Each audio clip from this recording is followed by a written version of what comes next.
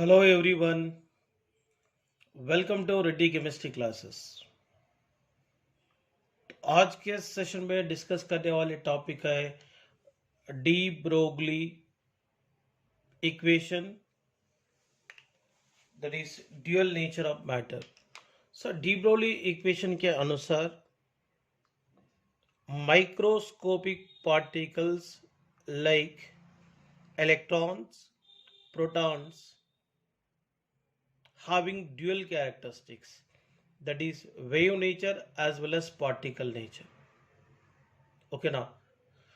और यहां पे एक स्टेटमेंट दिए हैं, Louis de Broglie suggested that like light matter also has dual character, that is wave as well as particle nature बताया। तो यहां पे मैटर की जब बात करेंगे तो specially D Broglie equation microscopic particle like electrons, proton जैसे पार्टिकल के लिए एप्लीकेबल होता है। अगर आप मान लीजिए तो यहाँ पे इलेक्ट्रॉन को वेव नेचर, इलेक्ट्रॉन अगर मूव करेंगे तो वेव के फॉर्म में मूव करता है, ओके ना। सो यहाँ पे वेव नेचर को एक्सप्लेनेशन करने के लिए और पार्टिकल नेचर को एक्सप्लेनेशन करने के लिए डी ब्रोगली इक्वेशन में कौन सी कॉन्सेप्ट को इस्तेमाल करा, इसके बारे में डिस्कस करेंगे। यहाँ पे derivation of de Broglie equation, derivation of de Broglie equation according to Planck's quantum theory.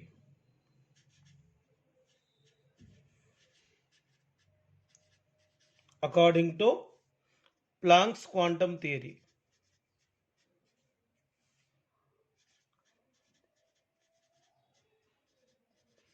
According to Planck's quantum theory तो फॉर्मूला क्या है, E is equal to H into new.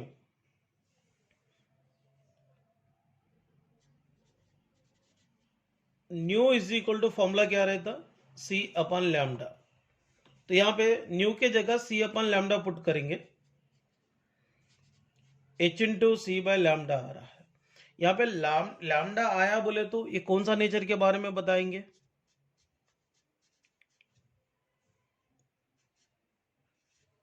Wave nature. Wave nature of a particle explain करने के लिए यहां पर E is equal to H into C by lambda formula use कर सकते हैं, क्योंकि मूविंग माइक्रोस्कोपिक पार्टिकल का नेचर वेव नेचर होता है। वेव नेचर पता करने के लिए मतलब प्लैंक्स क्वांटम थ्योरी में मिला हुआ equation E is equal to H into C by lambda को यूज करना पड़ता है। तो मैं इसको 1 मानता हूं, ओके ना।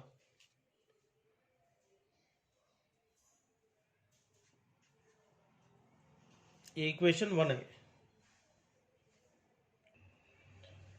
पार्टिकल नेचर के बारे में बताने के लिए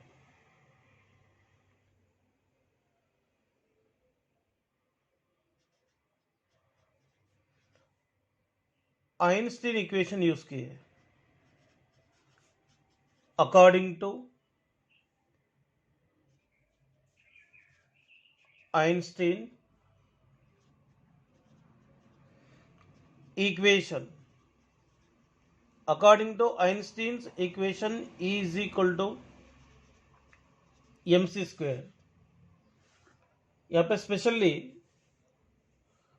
मास and energy, according to Einstein equation E is equal to mc square आता है। यहाँ पे मास आया ना, मास आया तो कौन सा नेचर के बारे में बताएंगे, पार्टिकल नेचर के बारे में बताएंगे, पार्टिकल नेचर के बारे में बताएंगे। इसको 2 इक्वेशन मतलब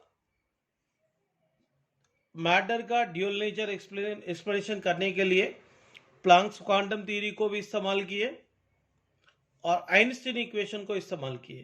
प्लैंक्स क्वांटम थ्योरी को यूज करके वेव नेचर के बारे में बताया और Einstein mass energy theory concept के द्वारा मिला हुआ इक्वेशन को यूज करके पार्टिकल नेचर बताया है। यहां पर देखिए, फ्रॉम फॉर्मूला 1 एंड 2 से देखेंगे, वहां पर 1 में क्या आया था, E is equal to h into C by lambda आया। यहाँ पे E इज इक्वल टू क्या है, एम सी स्क्वेयर। तो h into C by lambda is equal to यहाँ पर क्या लिखना पड़ा, एम सी स्क्वेयर। तो यहाँ पे H into C by lambda is equal to M into C लिखेंगे। इसमें सी को कैंसिल कर देंगे,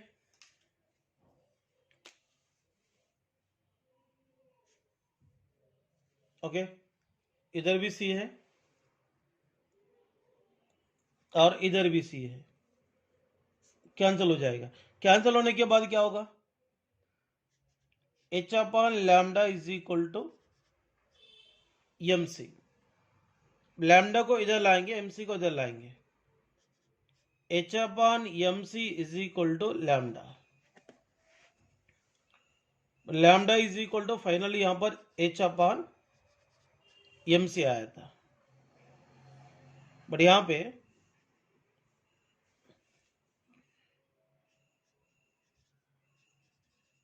in case of particle C is replaced by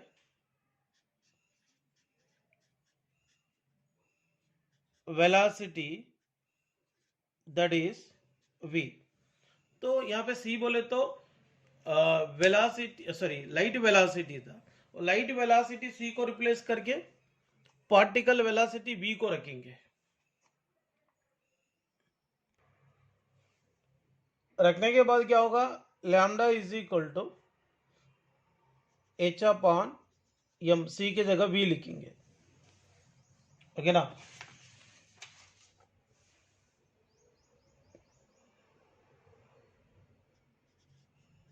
but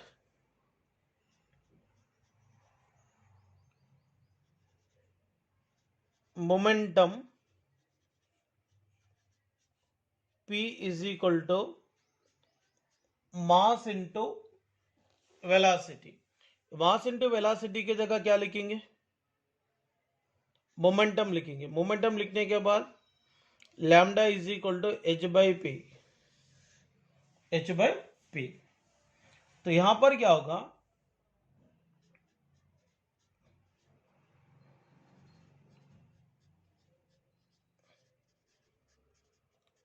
wavelength of a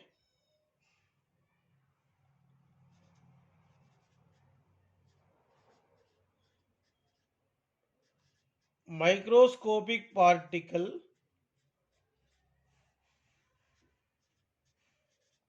is inversely proportional to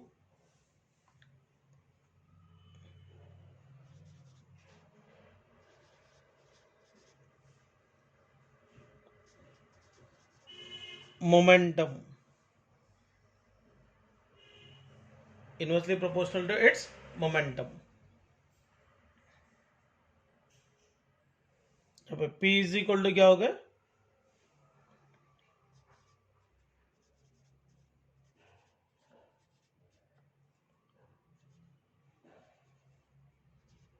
momentum of a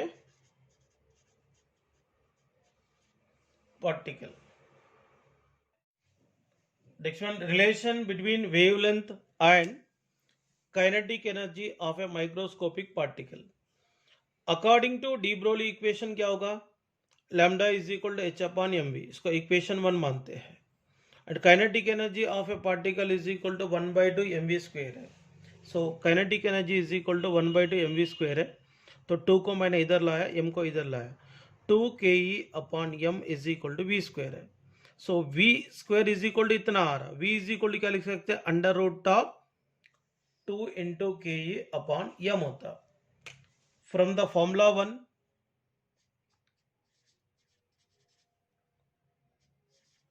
and 2 से देखेंगे, ये जो v का जो फॉर्मूला है इसमें पुट करेंगे।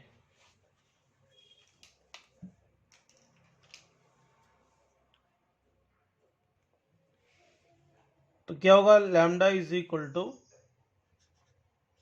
h upon m। v की जगह क्या लिखेंगे, under root of 2ke/m। v की जगह ये पुट किया मैंने, square both side.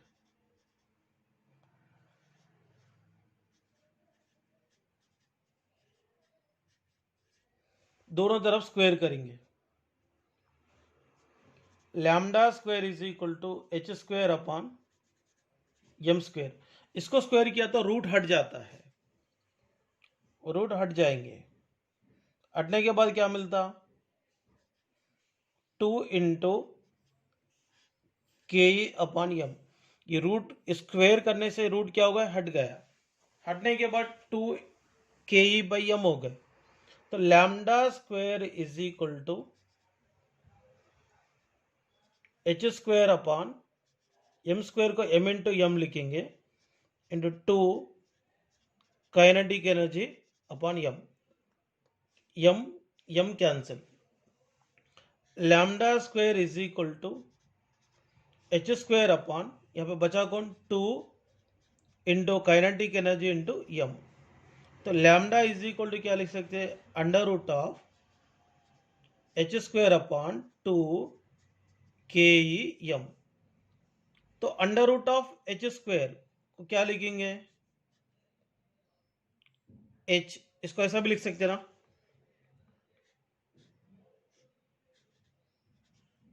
Under root of h square upon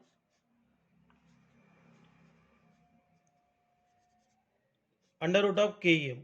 under root of h square बोले तो क्या होगा, h upon under root of 2ke/m।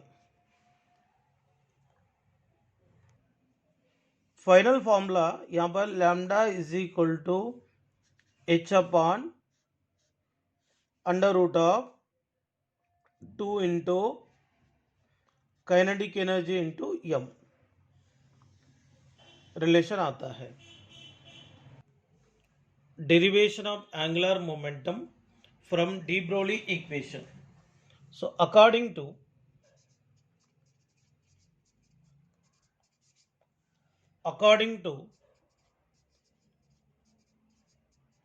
Bohr's model,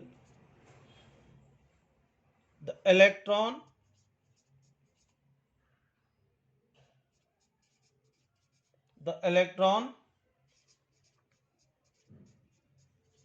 revolves around the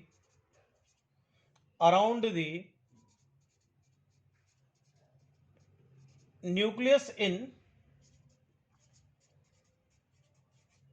circular orbits। तो बोर ने क्या कहा था, आटम में जनरली न्यूक्लियस के सराउंडिंग में इलेक्ट्रॉन सर्कुलर पाथ में घूमता बोल के बताया। मतलब न्यूक्लियस के सराउंडिंग में इलेक्ट्रॉन सर्कुलर पाथ में घूमेंगे और सर्कुलर पाथ को ऑर्बिट कहा है। But according to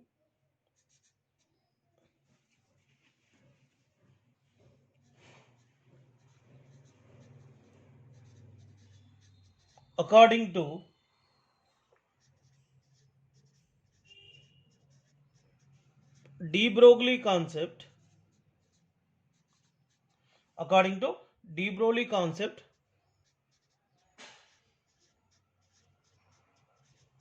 the electron is not only a particle but has a wave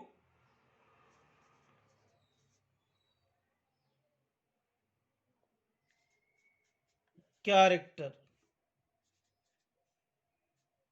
also।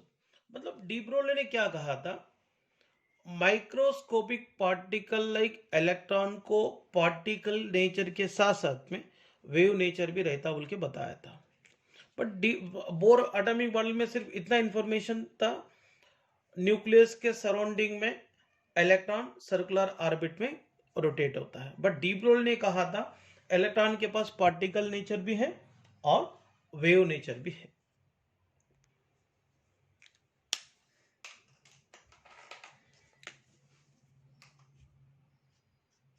If the wave is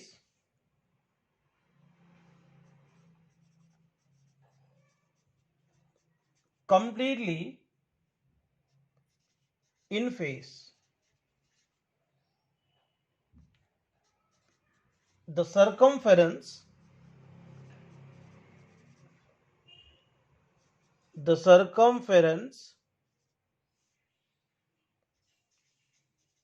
of the orbit, circumference of the orbit must be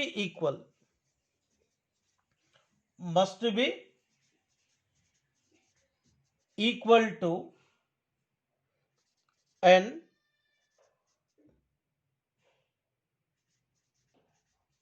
integral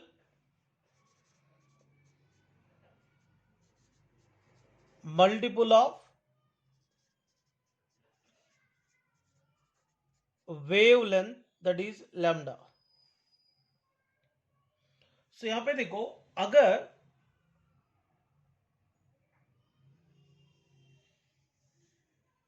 देखिए इन nucleus के surrounding में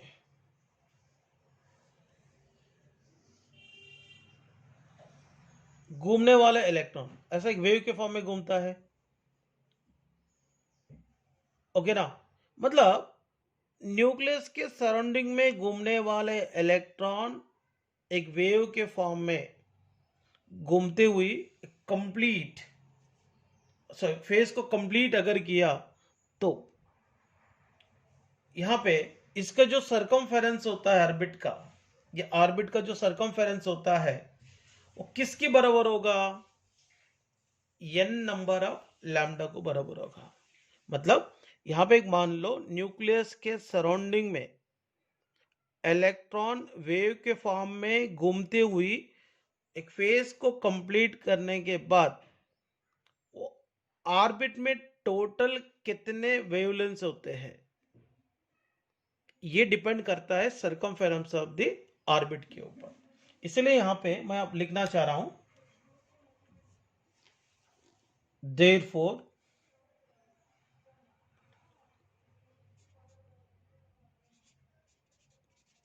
circumference of the orbit 2 pi r is equal to n lambda। Okay, n बोला तो यहां पे एक integer है, where n is an integer, okay. But de Broglie equation के अनुसार lambda is equal to h upon mv, okay, h upon mv।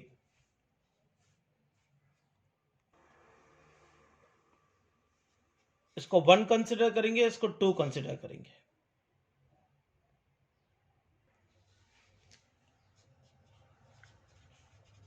From 1 and 2 circumference 2 pi r is equal to n into lambda है, पर lambda की जगह क्या लिखेंगे? h upon mv लिखेंगे। तो mv को इधर लेकर जाते हैं, 2 पाई को इधर लेके आते हैं, mvr is equal to nh by 2 pi. आ गया ना? Angular momentum mvr is equal to क्या रहता?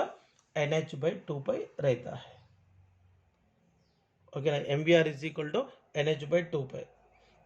इसका मतलब समझने की कोशिश करो, न्यूक्लियस के सराउंडिंग में इलेक्ट्रॉन वेव के फॉर्म में मूव होते हुए एक फेज को कंप्लीट किया तो वो ऑर्बिट में कितने वेवलेंथ डेवलप होता है इसकी सरकमफेरेंस पर डिपेंड होता है। इसलिए circumference 2πr is equal to n lambda है, पर लैम्डा इज इक्वल टू क्या है, h/mv है according to de Broglie equation. 2πr is equal to n into h/mv लिखे, mv को इधर लाया तो mvr is equal to nh/2π है। तो ये एंगुलर मोमेंटम का concept D Broly equations and D Broglie equation को इस्तेमाल करके कैसे बनाया है मैं आपको ये कॉन्सेप्ट के द्वारा एक्सप्लेनेशन किया हूं। तो एक बात याद रखना,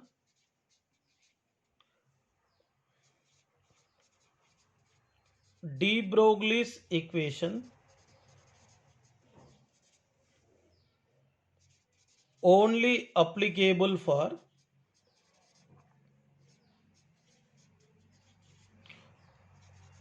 microscopic particle, only microscopic particle के लिए अप्लीकेबल होता है, that is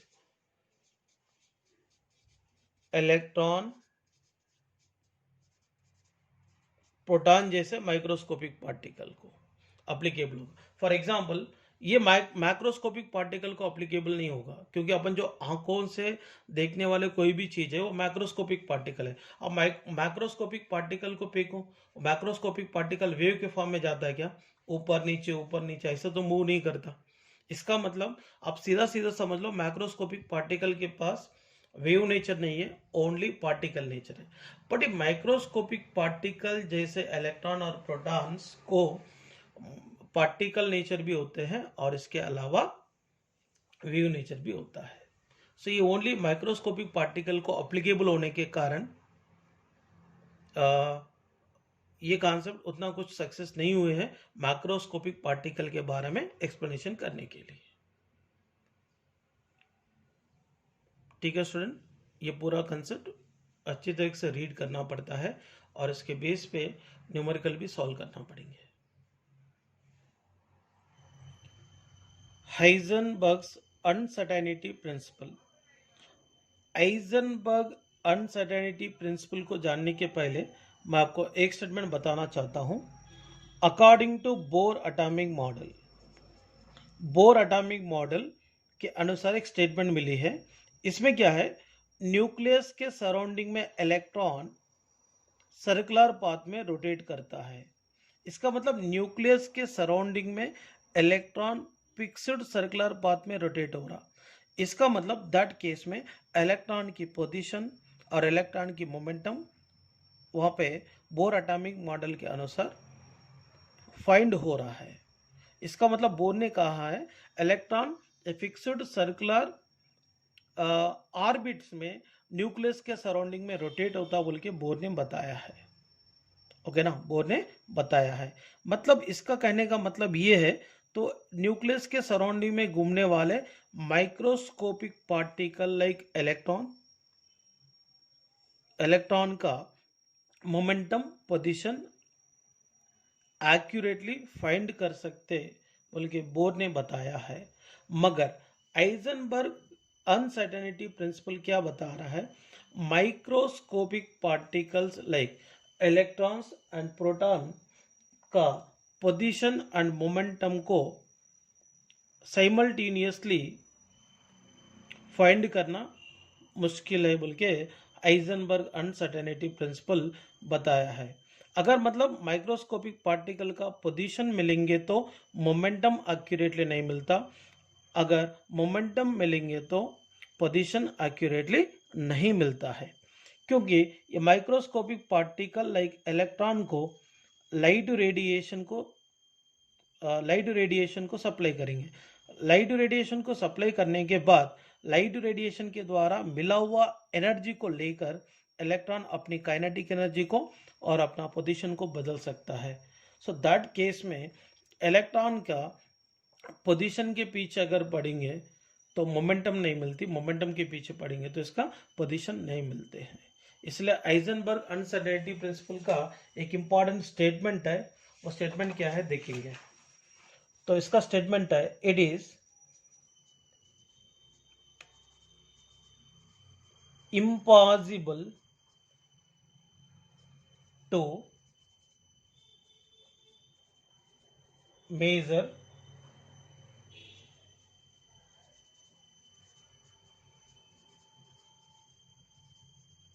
simultaneously the position and momentum of a small microscopic moving particle with absolute accuracy or certainty। इसका मतलब माइक्रोस्कोपिक पार्टिकल का मोमेंटम एंड पोजीशन साथ में एब्सोल्यूट एक्यूरेसी के साथ फाइंड नहीं कर सकते हैं।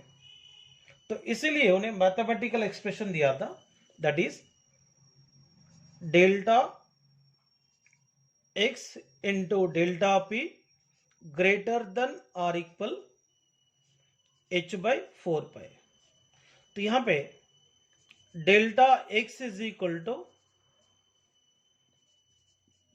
Uncertainty in position of microscopic particles, delta p is equal to uncertainty in momentum। तो यहां पे delta x into delta p greater than और इक्वल h/4 पे यहां पे लिए है।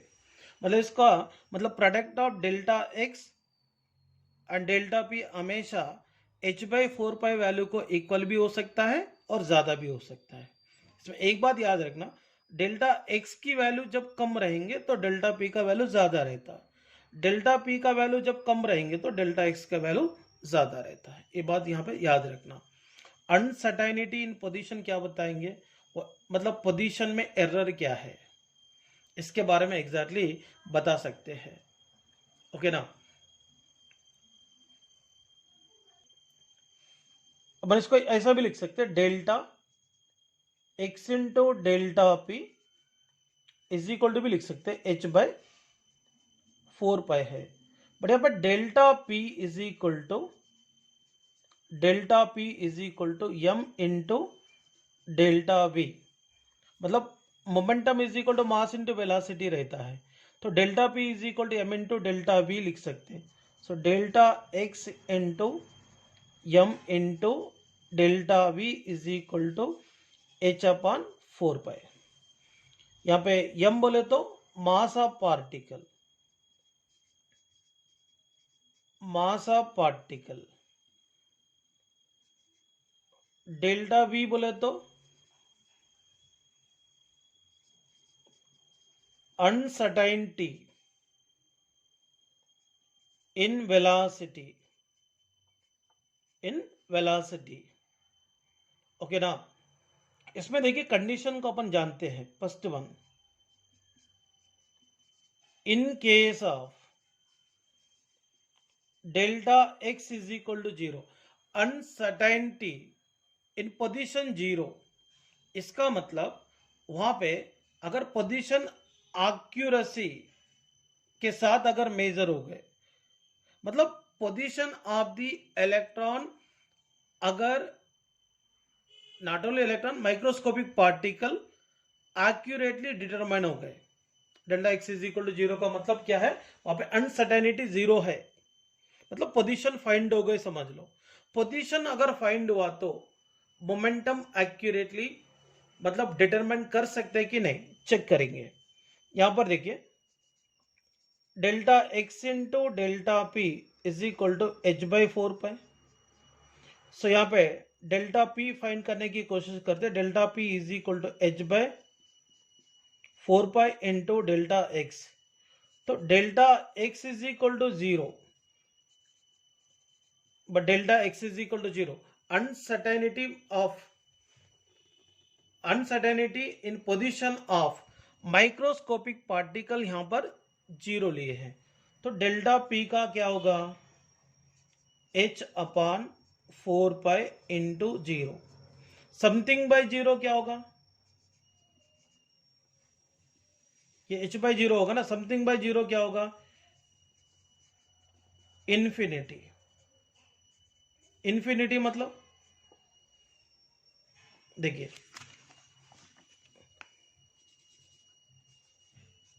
इन्फिनिटी मतलब यहां पे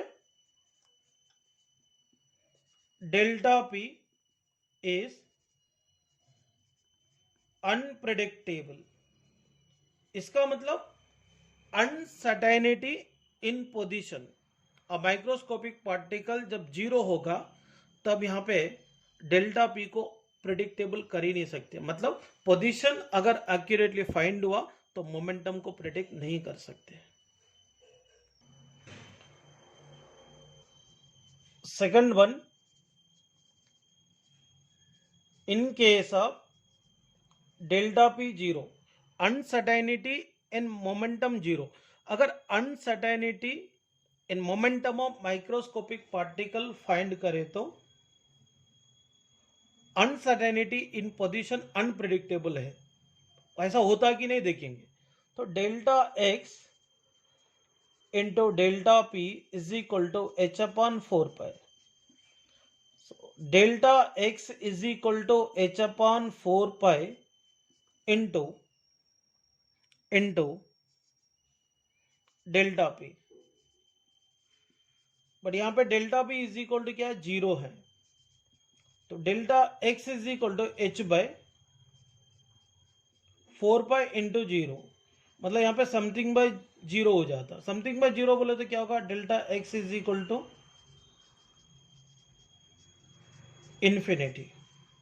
इसका मतलब delta x is unpredictable.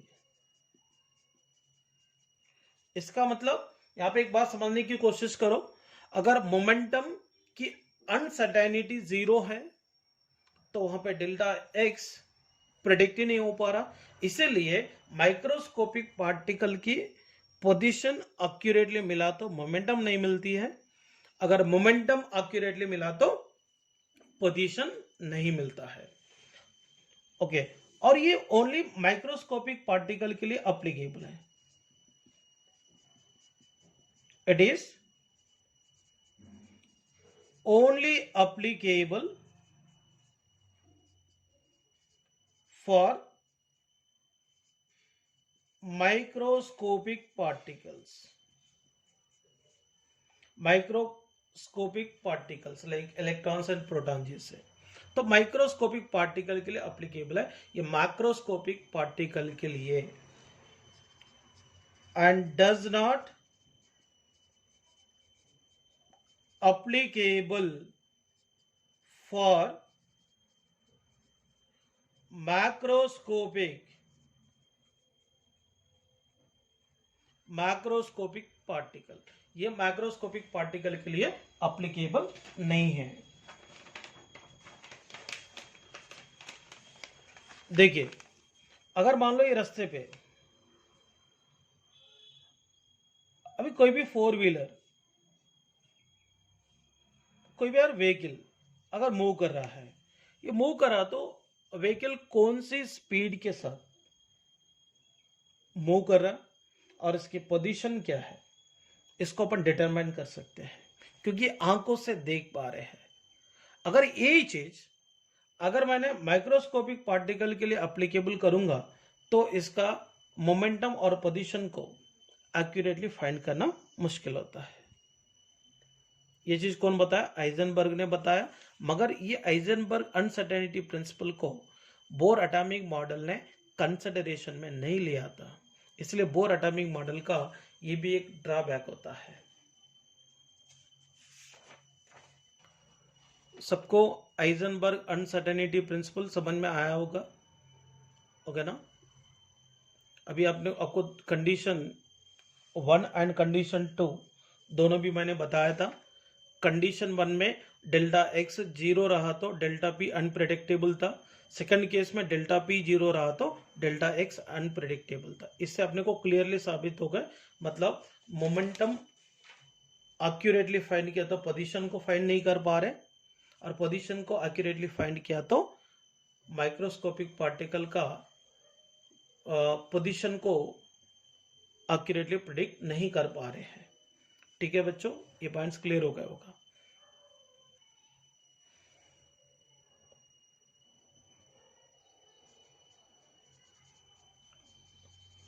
limitations of Bohr's atomic model.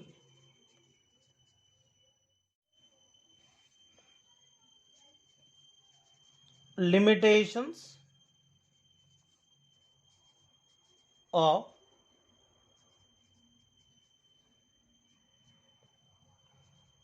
Bohr's theory.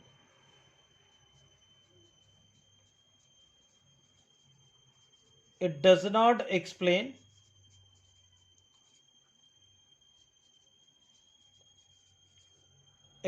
the spectra of atoms having more than one electron. एक से ज्यादा इलेक्ट्रॉन रहने वाले आटम का स्पेक्ट्रा के बारे में एक्सप्लेनेशन नहीं किया था, उन्होंने हाइड्रोजन एमिशन स्पेक्ट्रम ही बताया है।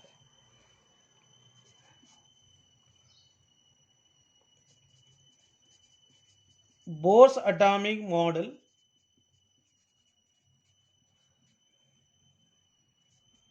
failed to account for the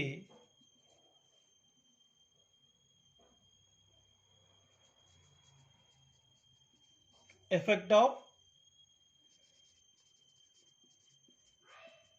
magnetic field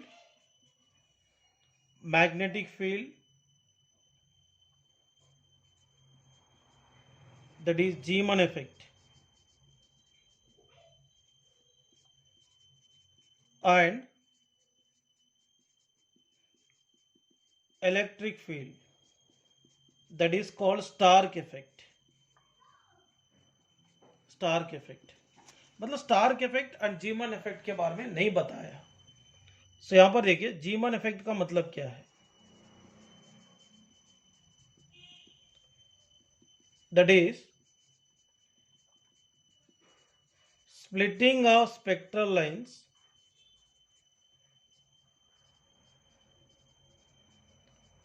under the influence of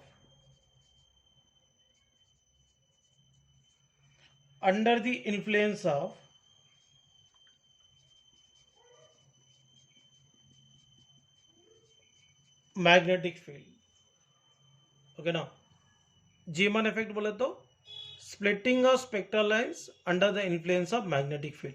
magnetic field के प्रेजेंस में स्पेक्ट्रल लाइंस कैसे स्प्लिट होता है इसके बारे में नहीं बताया। इसके अलावा स्टार्क इफेक्ट के बारे में भी नहीं बताया। That is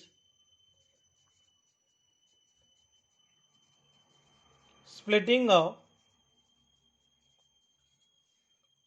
spectral lines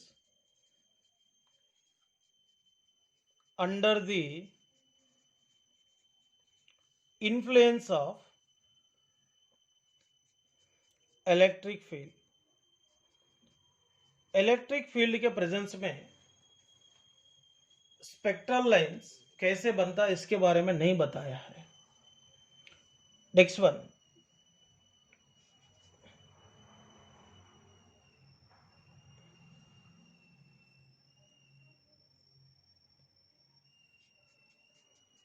it is failure to explain fine spectrum. Fine spectrum के बारे में नहीं बताया। फाइन स्पेक्ट्रम बोले तो हाइड्रोजन एमिशन स्पेक्ट्रम में मिला हुआ series of lines again splitting होकर स्मॉलर लाइंस को कैसे डेवलप करता, तो इसके बारे में नहीं बताया था। मतलब it is failure to explain the fine spectrum, the series of spectral lines again splitting into the series of lines, इसके बारे में बताने में फेलियर हो गया। Next one,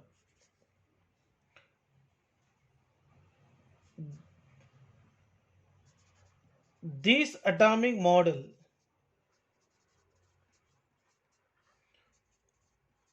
does not accountable for